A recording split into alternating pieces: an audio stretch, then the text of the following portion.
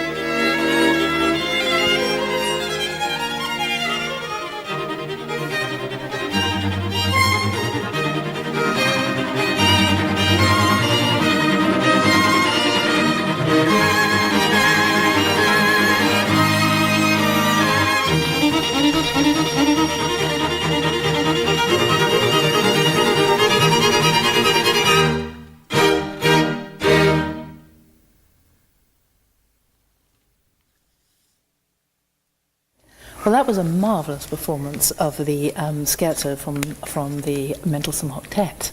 The octet, the string octet particularly, has some very interesting repertoire. How much of it is there? Well, there's quite a lot, actually. I think somebody once counted about 22 octets. Really? That's including the so-called double quartets of Spohr, of which there are 4. But they're not strictly speaking octets. They're like 2 string quartets and very definitely first quartet and accompanying second quartet. Okay. But the fully integrated octet repertoire, of which the Mendelssohn is the miracle piece, wrote it when he was 16. It's just a something that came from somewhere else, I think. There are other fine pieces. There's a piece by George Enescu, the Romanian violinist, pianist, composer, singer, teacher, you name it, genius.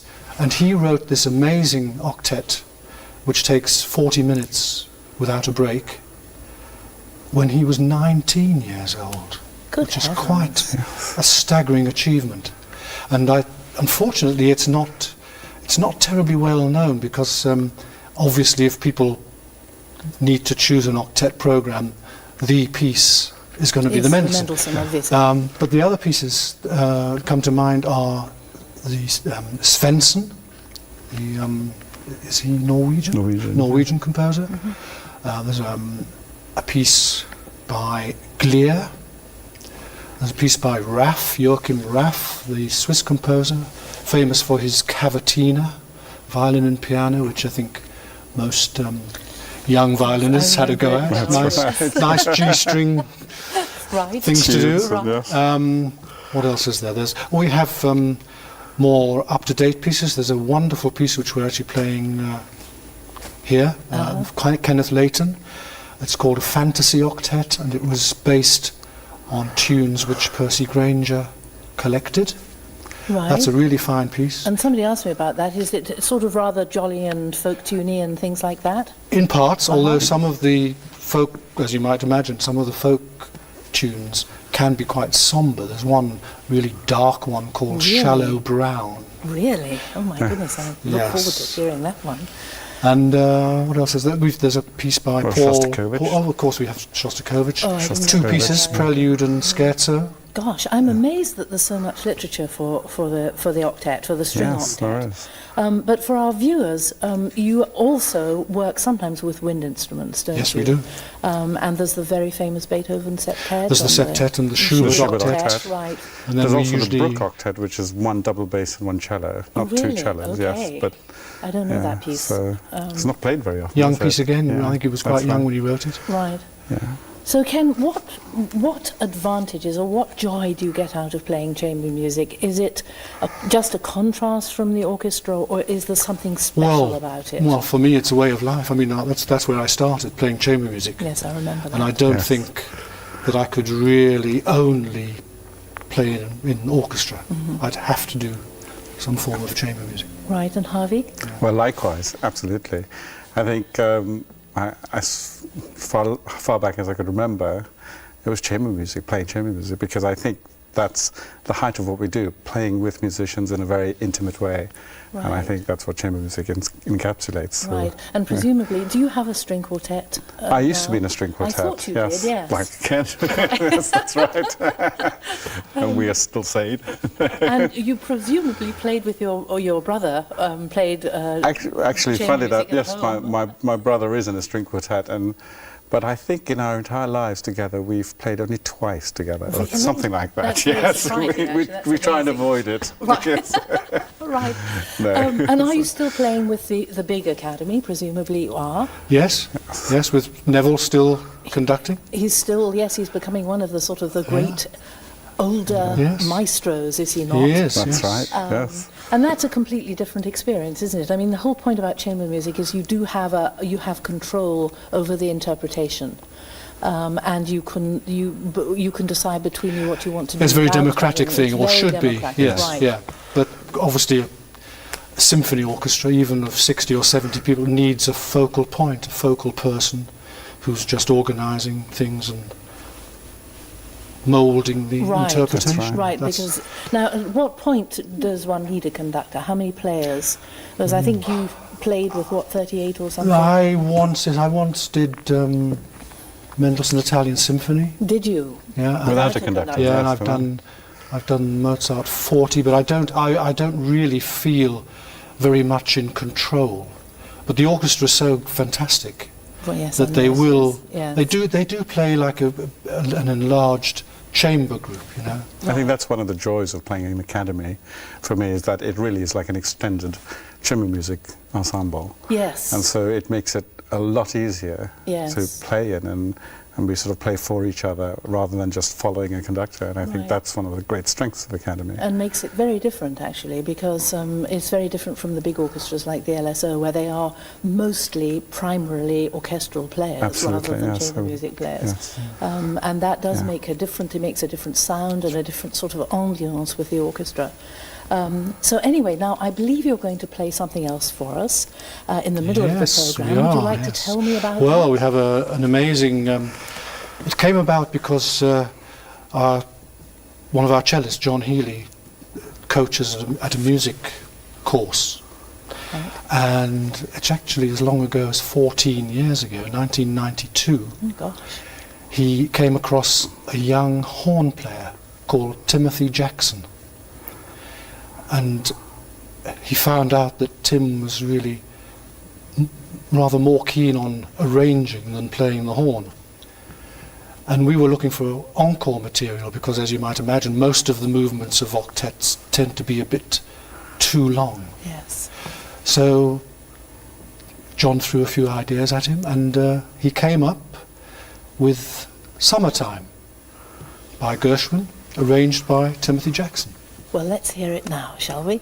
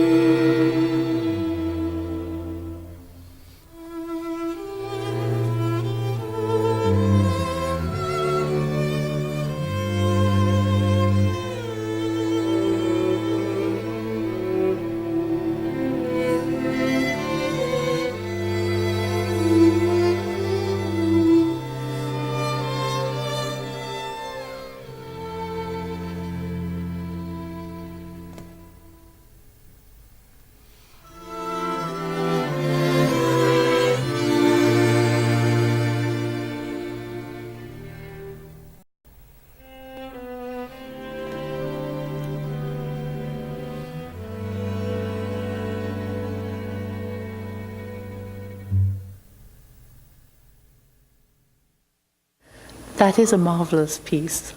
And some of the chords and things are quite lovely. The whole piece. I think our viewers will actually love that very much indeed. So I thank you for that. You're presumably planning to play that as an encore, I imagine, at your concert tomorrow? Possibly, or we sometimes do the Grieg second elegiac melody, which is very popular with the audience as well. But if Bob gets his own way, we'll play Summertime. Well, of course, because Viola has a tune, that's why. Viola solo, right. Well, now, when did you start the Octet? When did you come together for the first time? Can you remember that far back? I joined the Octet in 1980. Oh, did you really? Which is a mere 26 years ago. I know, it's a long time ago. But the Octet was formed by Neville Marriner when he was actually playing the violin. Oh, was it? It was formed in 1967, which was about 7-8 years after he formed the small, unconducted Baroque chamber orchestra that he had. Right. So he specifically formed the ensemble to play the Mendelssohn Octet because he had experienced the joys or otherwise of playing the Mendelssohn Octet with two opposing string quartets. That's right. When he was a member of a string quartet, you see. Right. And however cooperative quartets intend to be, there's always one person who's sitting there thinking that he should be playing the first violin part. Of course, absolutely, yes. So Neville said, OK, I've got a group of players who are very used to working together. We'll work the Mendelssohn Octet as a proper ensemble piece. And that's how it started. And of course then the repertoire became enlarged and so on, and more octets and then sextets and quintets. And so the ensemble has been going along since 1967. Gosh, that's quite a record, isn't it? And you have made a lot of records. a lot of recordings. Well, now, when you're selecting players for this rather special group, what are you looking for? Because I know you, I know you try and always to keep them players who are playing with the main academy, with very few variations. But tell me a little bit. What are you looking for in a player? Well, primarily we are made up of mostly the principal players of mostly the first stands of the orchestra. Right. But what we're looking for, I presume, is the same thing as the experience in chamber music playing and the ability to listen and hear and play with each other. As Ken was saying, you don't have to follow anybody. You have to be a participant in what you're doing. And if you sit and wait and follow, you're generally late and not with somebody. So, and I think that's what we look for. And I think also very importantly is how we all get along on the road because I was hoping of the touring. Absolutely, that's very important. It is very important. Yes. And I'm sure the sound that various individuals make, obviously it has to match really. Yeah. And while we're talking about sound, let me ask you about your instruments that you're playing. Tell me about, I know you have a very, very good instrument. I'm sure Harvey does as well. Well, we're twins, actually. Yes, we do. Yes, we're two Goffrillas. Mattia Goffrilla. From Venice. Gosh. Mine is 1696 and Harvey's is 1700. Yes. Oh, I say. Well, that actually helps, doesn't it? To have two instruments, I presume really. it helps. Well, I mean, it must do. So the others call us the Goffrillas in the mist. Mine is I don't know if your viewers would ever know about dear old Albert Salmons, the English violinist. I remember Albert Salmons, who recorded the Elgar Concerto. Yes, he did, indeed. That's his violin that I have Is now. it really? That's right. Oh my goodness, because my father used to talk about Albert Salmons because they were probably around at the same time. Yeah. It's a that's fantastic very interesting. violin. And tell me about, what's Steve, the principal cellist? Steve has a Vium cello. Vium, right? Yes. And I'm sure the other instruments. The others are Martin, our third violinist, is Landolfi. That's a Milanese, around 1750-ish. Right. And Jan is actually the German. He's the same maker as Mozart's violin. Good Lord. Meyer, isn't it? Meyer, yeah. Heavens, that's amazing. Yes. That must be a very from Tyrolean, isn't it? Tyrolean, yes. yeah. Right, right. And Bob is on a modern. He's a modern. It's Bruckner. Bruckner. Oh, okay. From where is it from? Trying to think. Dresden, I think. Is it somewhere? It was, something like. It was the old East Germany. Right, Yeah. right. I've forgotten exactly where. And Duncan is a copy of a Gaspar de Salo made by John Dilworth. John Dilworth, Well, English yeah, maker. that's Yes. right. And John, our second cellist, has a Rubio. again an English maker who Yes. lived in I can't Cambridge. imagine how much the instruments cost if you actually added Yes. the value up. Well- What about immigration? I mean, very quickly, are you still doing carnets? Is immigration very difficult now? I've heard that Immigration is more difficult now, Is but it we had a bit really? of a scare just before, as you might remember. Well, there was customs the, more, they, yes. they banned Yeah, they, hand luggage in airplanes. Yes. Yeah. And not we would the own- instruments well, as yes, well. instruments Of as course. yes, we couldn't take the instruments People- on board. Players Oh, my goodness. during the prom season, for Right. instance, couldn't fly with their instruments. Good Lord. In fact, coming on this tour, I think it was within 3 days that we had to decide whether, because they were talking about changing the rules, Right. and up to that point we were actually going to take the train from London to Paris and then fly from Paris to Chicago. Really? Simply because it was they would allow London, you they to- wouldn't allow us to take us. But luckily they changed the, They've changed the it. rules. Of course, in my mind, 3 days I before, would so we never could think fly. of separating a musician from their instrument. Absolutely. So I Well, know Yuri that- Bashmet, the viola player, Yes. apparently sat in an airplane with his viola out of its case So everybody on could his see knee. it, did Yeah. he really? And he put the case with the bows in the hold, but not Not the and instrument, not the yes. viola. Well, Yeah. good for him, that's all I can say. one of the hazards of travelling. Right. Anyway, thank you very much, all of you, everybody, for coming, and particularly, of course, Ken and Harvey. It's a great pleasure to be here with you. And I think you're going to play us out with something now, another piece, if you'd like to just tell me what Yes, that we're going is to play be. part of the last movement of the Mendelssohn Octet. Oh, good. Lots and lots of notes. Lots of notes. That's for him. Especially for him. Yes. All right. Well, thank you so much, and have a wonderful rest of the tour. And we look forward to when you come back to Daytona Beach again. Well, thank Thank you. very you. much. Thank you.